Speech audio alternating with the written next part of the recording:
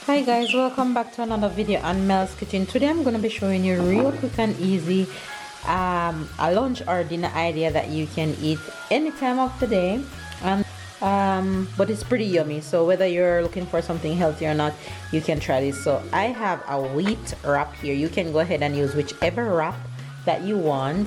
I'm gonna go ahead and add some lettuce on that, and I'm using the iceberg lettuce, and I just take a few pieces. Then to the lettuce I'm gonna add a light salad dressing, which is low in fat. I'm not gonna add too much, just a little bit. There we go. And then I am going to add a few pieces of low fat salad cheese on it. And then I'm gonna add some chicken breast, which I just went ahead and did on the stove top. So you just drop those on, and then I am going to add a few pieces of avocado,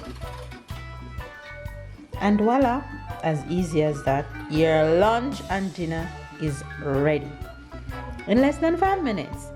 Hope you guys enjoy this quick and easy lunch and dinner idea. If you do, give the thumbs up, comment down below, subscribe if you are new, and I'll see you guys in my next video.